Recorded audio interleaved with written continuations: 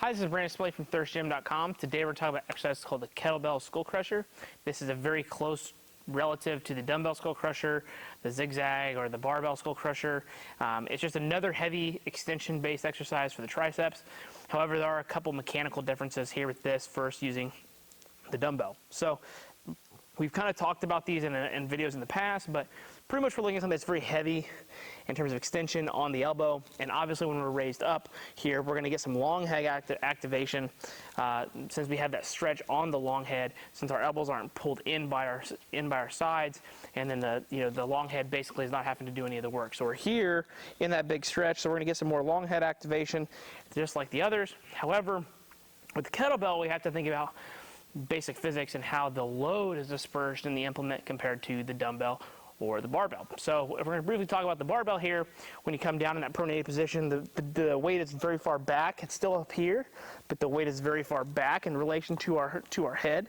So this pronated position, because of what's happening at the elbow joint, makes it a little bit hard on the elbow. When we come to dumbbell, that makes that a little bit safer. However, the load is a little more dispersed across the hand, so the weight's not actually back here, because you have to think about the size of the plates when you're doing those extensions. That weight is still shifting back behind you, right? So the dumbbells here, it is going to be a little bit more friendly on the elbow because of that. And then also the weights are going to change slightly. However, we use a kettlebell, we're going to be in that pronated position, which can be a little bit hard.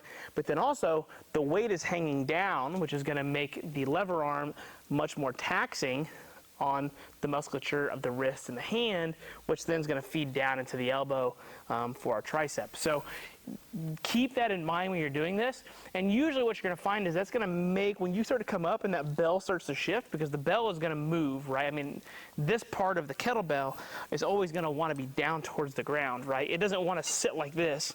Otherwise, I'd have to have some insane grip strength to be able to hold it like that. It's going to naturally want to hang down.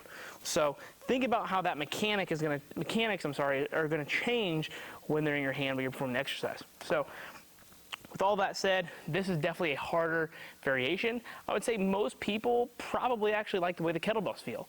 While you're in that pronated position and you're going down, and you would think that it's going to cause more discomfort in the elbow, the way the bells sit actually make it feel better for the exercise. So as you come up through the range of motion, it's basically getting closer and closer and hugging your forearm as it becomes perpendicular to the ground, talking about your arm. So we're just going to get in our standard skull crusher position like we have in any of our other videos.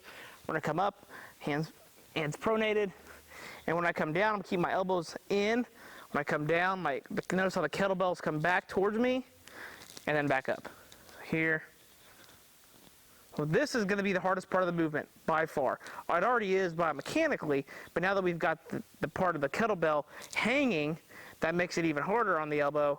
And we come up, it actually gets significantly easier.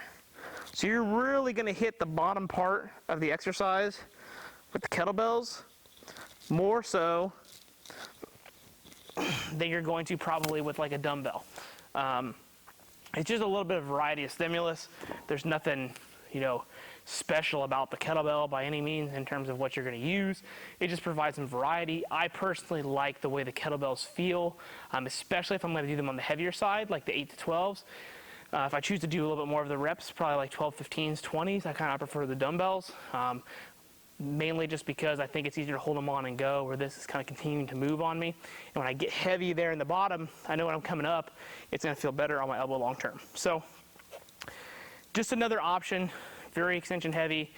If you've not tried the kettlebell option, I would highly suggest it. I think it's one way to mix up the way you do your skull crushers, because there's plenty of different varieties, but this is just another loading implement, very similar biomechanically, other than the fact that where the load's going to be in the bottom part of the exercise. So if you have any questions, leave in the comment section. Thanks. Have a great day.